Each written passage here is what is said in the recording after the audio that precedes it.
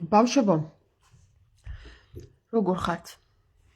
ჩამერთო და იქ არასწორად დავწერე ელესის მშენებლობა გავაგრძელეთ მეთქია. უნდა ეწეროს ეკლესიის მშენებლობა გავაგრძელეთ ესეთი სათაური, მაგრამ არა უშავს ხანდახან შეცდომები მომდის ხოლმე, მე მეჭირება უცბად ლაივზე და მე უკვე ჩართული ვარ და მე უკვე ვეღარ ვასწორებ ხოლმე. ასე რომ დაღლილები ვართ მეგობრებო.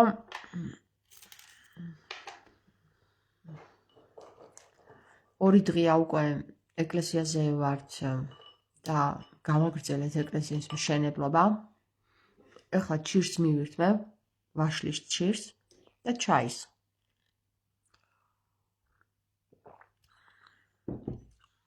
ამიტომ ჩვენ არ გვეცალა იმისათვის, რომ ლაივებში შემოვსულიყავით.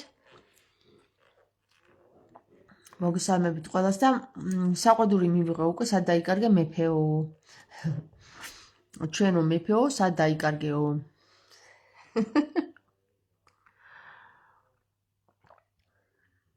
ეხლა გეტყვით. თქვენიც ამბავი თუ გახსოვთ 5 ივლისს რომ მოხდა აქ ასურეთში. ერთი ამბავი რო იყო და ცემატყეპა რო იყო. ორი კაცი ერთად რო ვცემე. ამ საკითხთან დაკავშირებით მეგობრებო, კარგი ამბები მაქვს. კარგი ამბები ის არის, რომ შევრიგდით. მოკლედ შერიგება ისე მოხდა, რომ ყველამ თავისი შეცდომა მიხვდა, ყველამ თავისი საბოდიშო მოიხადა და საბოლოო ჯამში ისე დასრულდა, რომ ეხლა თქვენ შეიძლება გაგიკვირდეთ, მაგრამ ეს ადამიანები სხვათა შორის სვანეთთან კავშირში აღმოჩნდნენ. გავიცანით ერთმანეთი პოლიციაში. გავცვალეთ აზრები. ხო და აღმოჩნდა ისე, რომ ძალიან ახლოს არიან უშგულთან. ხედავთ, როგორ კავშირდება და სულიწმინდა როგორ მოქმედებს? მე პირადად ეხლა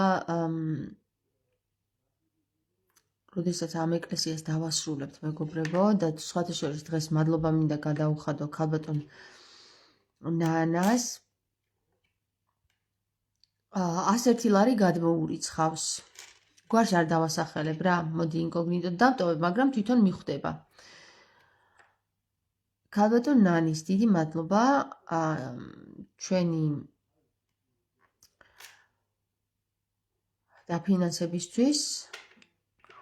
მიუხედავად იმისა, რომ დღეს ძალიან გაჭირვებაა საქართველოში, ქალბატონმა მაინც გაიღო თავისი წილი თანხა. იყვნენ ამოსული ასევე ჩვენი სოფლიდან, ჩვენი ძველი მეგობრები, ნახეს რომ იქ ვაკეთებთ რაღაცეებს, სხვათა შორის დღეს უნდა გითხრათ ესეთი რამე რა, რომ როდესაც ჩვენ ვასწორებდით იატაკს, ვნახეთ ესეთი რამ, რომ თქვენ იცით, რომ როდესაც ძველ ეკლესიებს ნანგრევებს ნახავდნენ, იყვნენ ქურდები, ესე ეწოდებოდათ მაგათ საფლავის ქურდები და ამ საფლავებს ძარცვავდნენ. სამწუხაროდ, აი როცა ეს დრო იყო, არ კონტროლდებოდა არაფერი, ეს საწყალი ძვლები რომ ამოვიღეთ თავის ქალა იქით ეგდო ქვაზე, ეს ძვლები აქეთ ეგდო, იქ კბილები იქით, მოკლედ გაუძარცვათ როგორც ჩანს ეს აკლდამა თუ ეს საფლავი იყო თვით შიგნით ეკლესიაში. აქ არიან ორნი დასაფლავებულნი, დავინახეთ რომ ერთი იყო ბავშვი, აშკარად ბავშვის ძვლები იყო და მეორე იყო კაცი. ესე იგი როგორც ზედ ქვებზე აწერია შიგნით ეკლესიაში, ესენი იყვნენ ზურაბ და ქეთევან იარალაშვილები. სავარაუდოდ ესენი იყვნენ მამა-შვილი. ვერ იქნებოდნენ როგორც აქამდე ეგონათ დადა ძმა, დაძმანი ვერ იქნებოდნენ, იმიტომ რომ ეს პატარა ბავშვი იყო, ბავშვის თავის ქალა იყო, საკმაოდ მცირეწლოვანი ბავშვი იყო, მცირეწლოვანი რა, ალბათ სულ ცოტა შესაძლებელია ყოფილიყო 7 წლამდე. და საერთოდ მე ისედაც ამ ეკლესიებთან დაკავშირებით თქვენ არ ვიცი იცით თუ არ იცით, როდესაც ეკლესიები შენდებოდა საძირკველში ამბიონი სადაც არის იმ ადგილზე აყოლებდნენ გოგოებს ცოცხლად და როდესაც შენდებოდა ესე იგი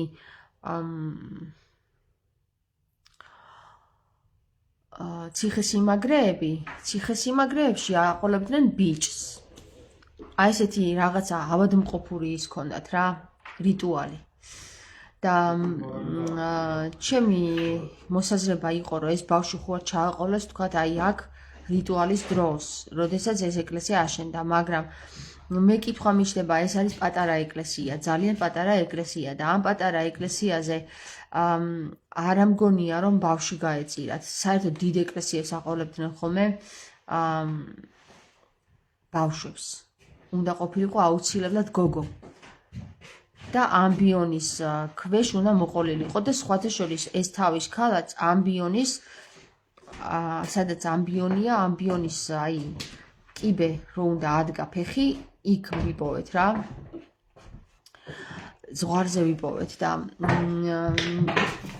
დიდი ალბათობით ბავშვებს საერთოდ ეკლესიებში არ მარხავდნენ.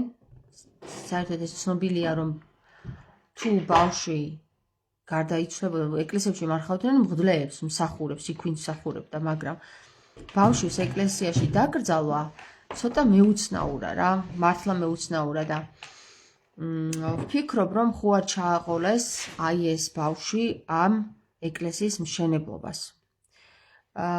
მაგრამ არის კიდე დიდი ქვა, სადაც აი ამ ბავშვის სახელი და გვარი არის დაწერილი, როგორც ჩანს, თუ ჩააყოლეს ეს ბავშვი და შეწირეს, ინფორმაცია დაგვიტოვეს. მოკლედ, საინტერესო რაღაცაა, იმიტომ ასეთ ეკლესიებს, ხო, სადაც ბავშვს აყოლებდნენ, ძალიან დიდი ძალა ჰქონდათ ხოლმე რა და სავარაუდოდ აი აქ წმინდა გიორგის ეკლესიასაც ძალიან დიდი ძალა აქვს, როგორც ჩანს და ვიმედოვნებთ, რომ ეს ბავშვი მშენებლობის დროს არ გაწირეს რა.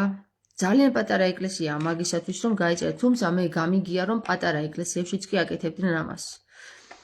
ყური მაქვს მოკრული რა, რამდენად ახლა მეცნიერულად დამტკიცებულია ეს არ ვიცი, მაგრამ ყური მაქვს მოკრული, რომ არ აქვს მნიშვნელობა დიდი ეკლესია იყო თუ პატარა, რაღაცა მიზეზის გამო ესენი აკეთებდნენ ესეთ უაზრო რიტუალს რა.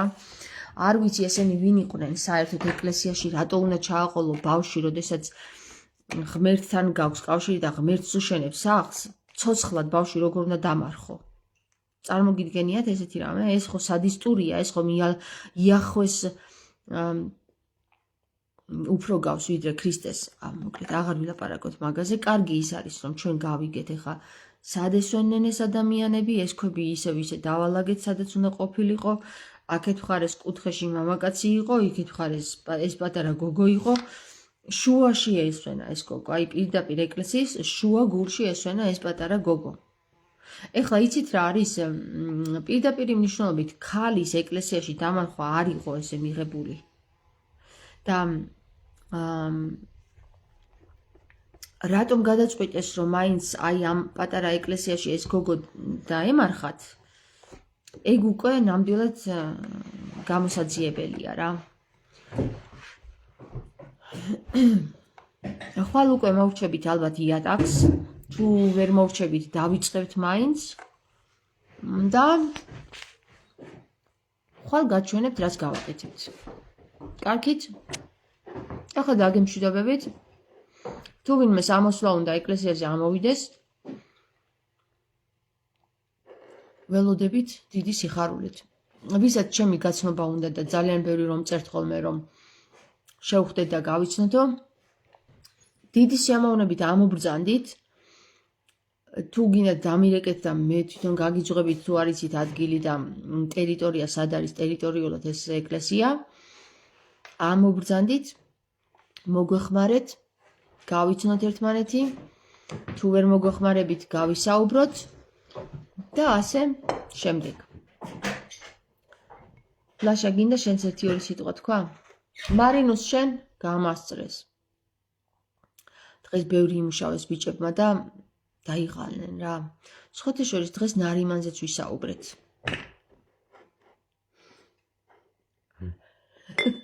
გინდათ გაგაცნოთ რა ვისაუბრეთ ნარიმანზე? ჩვენ დავასკვენით, რომ მიუხედავად იმისა, რომ ძალიან ბევრი აჟიოტაჟი გამოიწვია ამ ნარიმანის ასეთმა უცნაურმა საქციელმა, ყველაზე რეალური კანდიდატი პატრიარქობის მაინც ნარიმანია დღევანდელ დღეობაში. ანუ ყველაზე რეალური კანდიდატი. რეალური რასთან დაკავშირებით? ის კი არა რომ აი მარტო ეგ შეძლებს ყველაზე საუკეთესო ვერსია, რაც კი შეიძლება, ხო ესე თქვით? კი, ესე ვთქვი. ყველაზე საუკეთესო ვერსია თუ კი ვინმე შეუძლია დღეს ახლა ილია მეორის სიკვდილის მერე გახდეს პატრიარქი, არის ნიკოლოზ მაქარაშვილი. მიუხედავად თავისი უცნაურობებისა, მეგობრებო. დიახ, აი ესე ვთქვით ჩვენ. ხო და კიდევ რა არის იცი საინტერესო? ეს უწესრიგობა ეკლესიაში რაც დაგხვდა ჩვენ იქ წმინდა გიორგის ეკლესიაზე. აი ხო ამბობს ნარიმანი რომ ეკლესიის წმენდა რო დაიწყება მე მაშინ დავიწყებ ლაპარაკსო, ხო? ეკლესიის წმენდა არის ზუსტად ის ახლა რასაც ვაკეთებთ ჩვენ, მაღლა. ისიც და თავისთავად მერე ამას მოყვება სხვა პროცესებიც ეკლესიის წმენდის. ასე რომ შემოგვიერთდით ეკლესიის წმენდაში ჩვენ მოვაწესრიგეთ ძვლები, რომელიც აქა-იქ ეყარა, საცოდავად, ესე იგი, როცა გაქურდეს, სად თავი იყო და სად მენჯებში კბილები ეყარა და რა ვიცი მე რა გაუკეთეს საწყლებმა. ამ ხელა პატივისცემა როგორ არ უნდა გქონდეს ადამიანს საქართველოში ცხოვრობ, შემოგინახა ამ ადამიანმა შენ ეს მიწა-წყალი და შენ კიდე იმის გამო რომ იქ რაღაცა იპოვო, რა ვიცი რა გინდა რომ იპოვო, ოქრო იპოვო თუ ხანჯალი თუ ხმალი და აი ამ ადამიანს ასე ანაწევრებ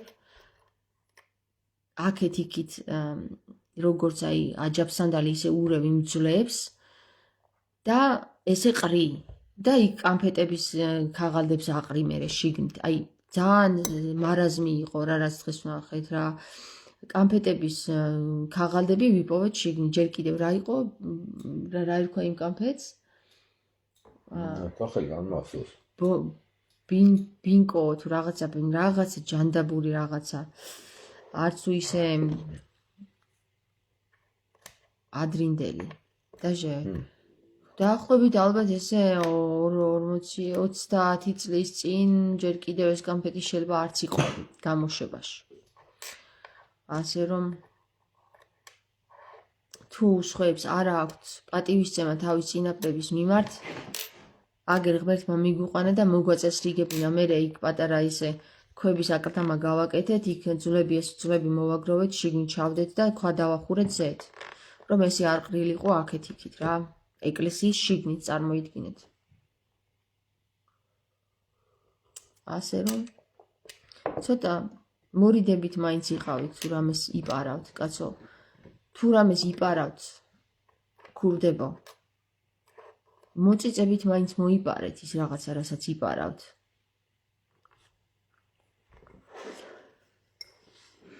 წავედი ახლა მეგობრებო, გაგოცეთ და აბა არ მოგენატროთ, უბრალოდ თუ მოგენატრეთ, არ ინერვიულოთ ყველაფერი რიგზეა. კარგად.